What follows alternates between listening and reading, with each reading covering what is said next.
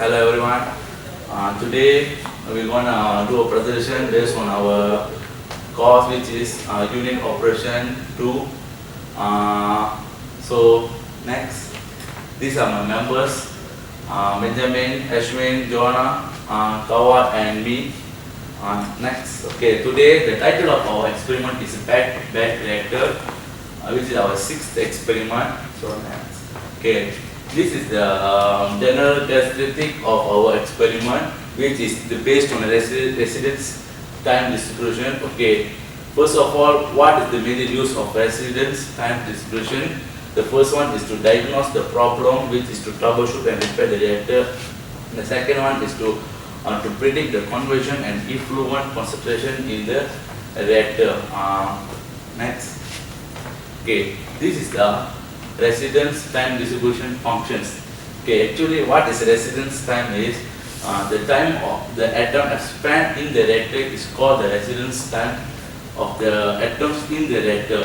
So the second one is any reactor, the distribution of residence time can be significantly affect its performance. The third one,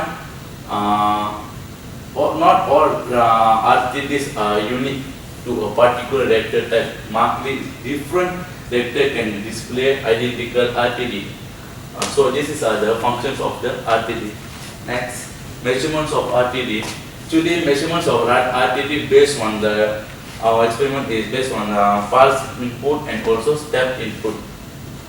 So which is using the treasure concentration, which is known as a C, is the effluent stream as a function of time. The second one is, in addition of being a non-reactive species that is easily detectable, the tracer should be physical properties similar to those of the reacting mixture and completely soluble in the mixture. Next, characteristic of RTD again. So the ET means the final concentration, so final exit age distribution function, which we regard the age of an atom as the time it has resided in the reaction environment. So the ET concerns the age distribution of the effluent stream. It is the most used of the distribution function connected with reactor analysis because it characterizes the length of time various atoms spend on the reaction condition. So this is the cumulative distribution function. And this is how we use to find the FD at the various time from the area under the curve. Next, okay, RTD in ideal reactors. Okay, first one is the batch and second is the plug flow reactor. So our experiment is based on a plug flow reactor. So this is the formulas that we used to find the ET in our plug flow reactor. So that's all. For this is known as a pulse input, and which is used by the tracer to find the number of molecules that produced from the reactor. Next, okay. So this is laminar flow reactor. For laminar flow reactor in a tubercular reactor, the velocity profile is parabolic, with the fluid in the center of the tube spending the shorter time in the reactor.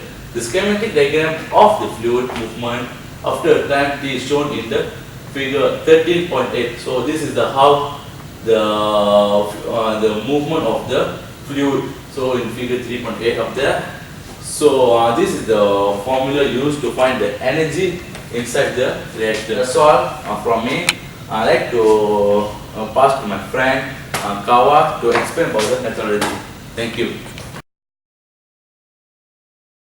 Okay, so good morning. My name is Khawrizmi, and I will explain methodology. So methodology part will be charted into 3 parts, which is general startup procedure, and the first experiment is the step input, and the second experiment is ramp input. So the general step up procedure is the first one is the equipment is inspected and is confirmed to be in the proper working condition. And the second step is all enclosed valve are checked. And the third one is valve V13 is open to fill up the feed tank T1 with the ionized water. So let's move on. to the so the fourth step is 10 liter of 0.2 NaCl. Solution is dosing tank T2 is prepared. The conductivity of this solution is prepared.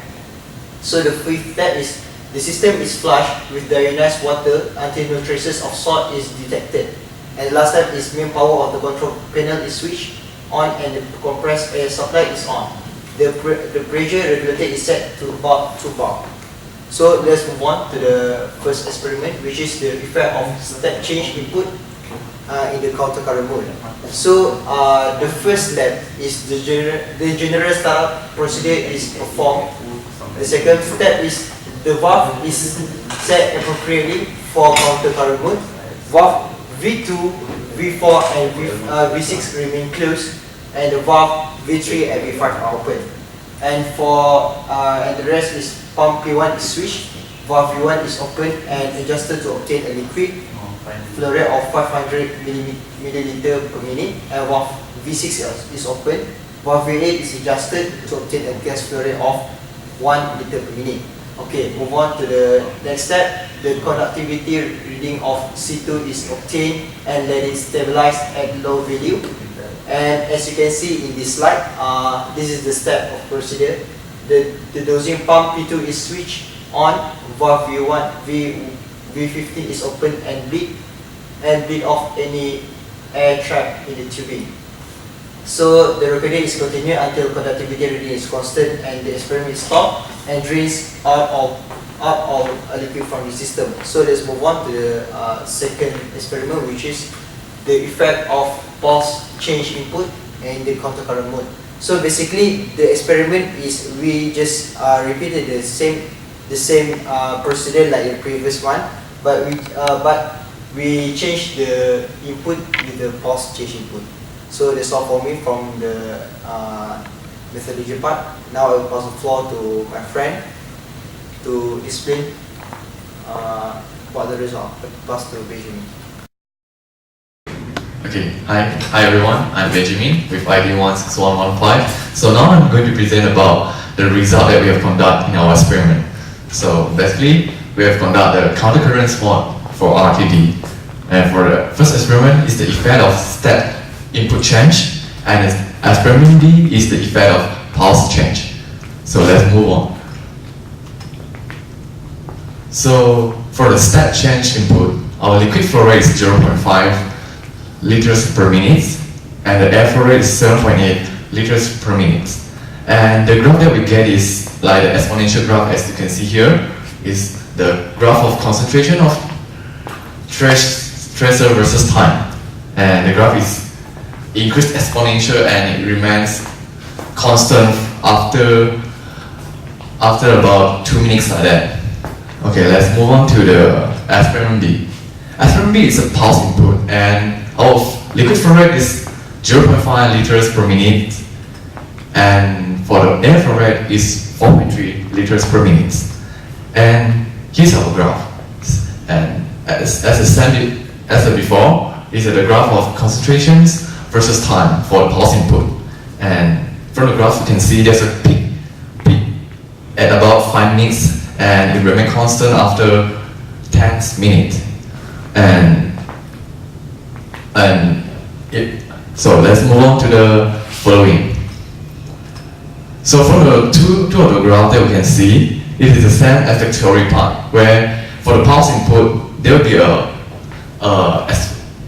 peak in the middle, and for step response there will be increased exponentially and remain constant for after time reach the step by step. And so this is the same as the theory part. So let's move on. So for the calculation parts, so to calculate concentration, we use this formula. F equal to y minus 483.51 divided by 1634.5. And the y value is the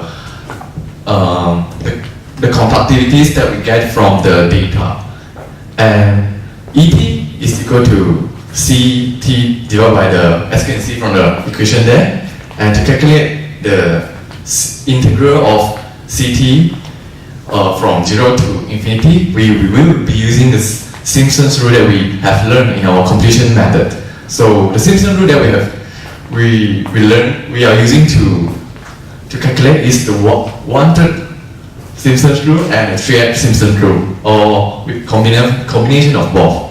So it depends on the total number of the data that we get. This means the time value that we use. So if the time is odd numbers, for example, is 25, then we will be using the combination of 1/3 rule and the 3/8 rule.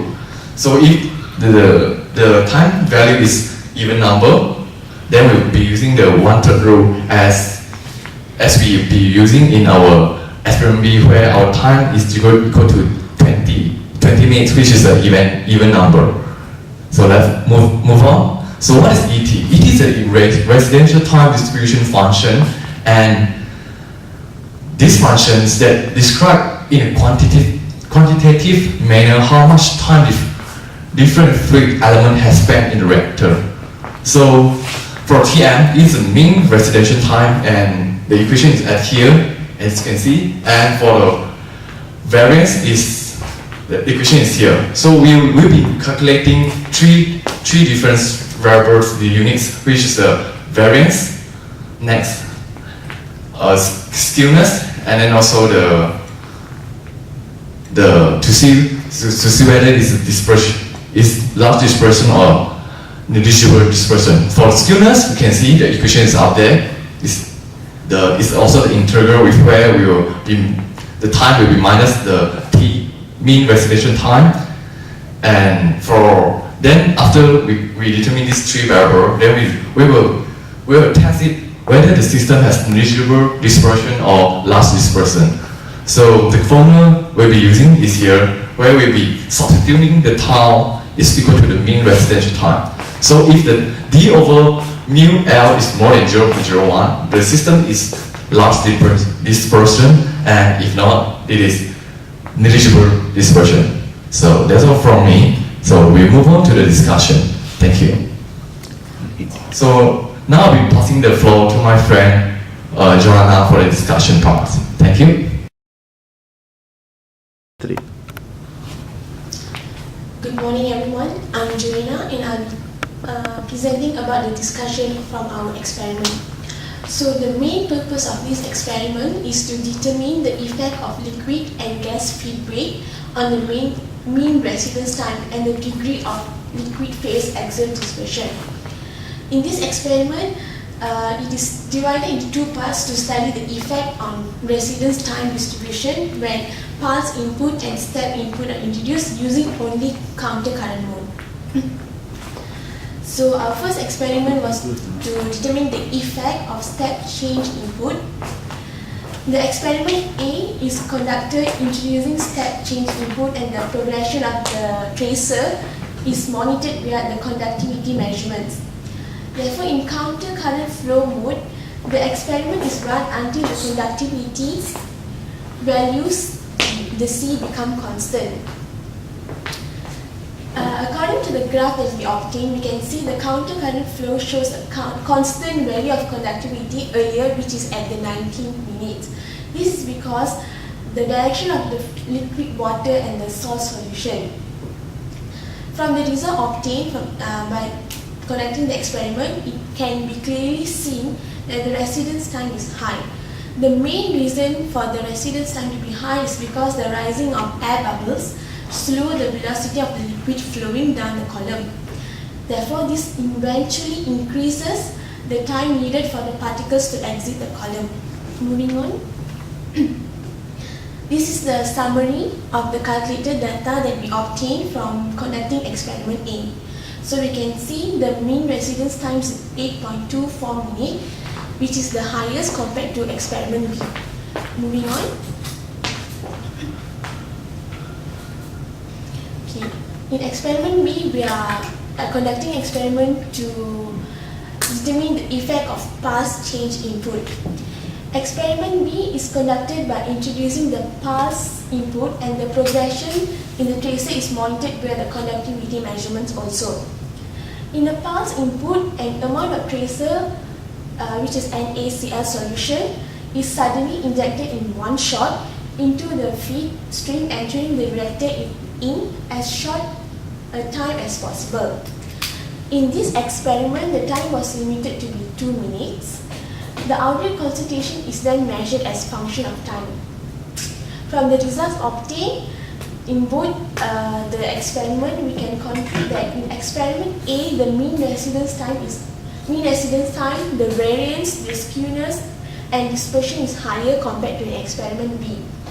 This is probably due to the downward movement, which is affected by the gravitational acceleration, and the molecules NaCl collide with molecules of water with high efficiency when NaCl solution is injected into the reactor. Therefore, the momentum of molecules increases and takes shorter time for NaCl molecules to diffuse between molecules of water. So this is the summary of calculated data that we obtained from conducting experiment B. When we compare with experiment A, it is clearly known that the mean residence, variance, skewness, and also the dispersion is lower compared to the value that we obtained in experiment A.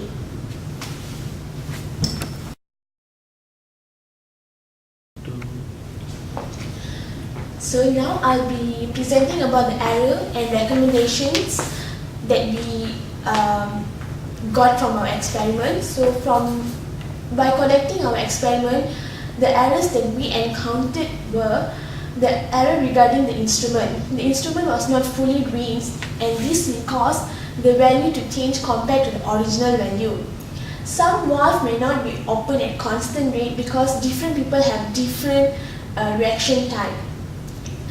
The next error is the flow rate of water and salt solution are not constant due to the pump rate, which is inconsistent. This can cause fluctuations and affect the conductivity values. And then some of the air was trapped inside the tubing, which can also cause disturbance to the value of conductivity. Therefore, we have come to a few recommendations to avoid the errors in future. The first recommendation is we need to make sure the tube was fully rinsed to ensure there's no salt from the previous experiment, and it can cause the detector to give different value. And we only have to let only one person to open the valve at constant rate, and ensure that every valve that needs to be opened and closed are checked thoroughly before the experiment conducted. We need to use an automatic flow rate controller to make sure the flow rate is maintained constantly. And lastly, before the experiment is started, we need to make sure the air is not trapped inside the tube to reduce the fluctuations. So I'll pass the floor to Ashwin to present about the conclusion from this experiment. Thank you. Okay, now I'm Ashwin. I'll be concluding the experiment for today. So, as you know, we only did counter current flow, but we did two different experiments. In the first experiment, we got our residence time for 8.24 minutes, while for experiment B, the time that we got was 3.6 minutes. As you can see, this is a massive reduce in time. So, the mixing in the counter current flow, as we found out, is effective and fast, whereas we didn't do for the co-current flow.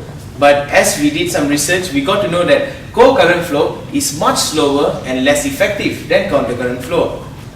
The conductivity for experiment A is high, and the time required to reach the highest conductivity in experiment B is fast in counter-current flow. The two experiments, if it were conducted for co-current flow as we did our research, we would find it to be very low in conductivity and also very slow. And the mean time residence for both counter current flow is low. We can say this because looking at the mean time residence at 8 minutes and 3 minutes estimately, we can see that the mean time residence is very low. If we did it for counter current flow, we might get approximately more than 10 minutes. Thanks. So with that, I would like to conclude our experiment for today. We use these two references for our research and also for our report. With that, we would like to end our experiment. Thank you very much, and we would also like to express our deep gratitude to all our lecturers and also to all the GAs that have helped us throughout all the experiments. because without their help, we couldn't have possibly done it and learned so much. Thank you.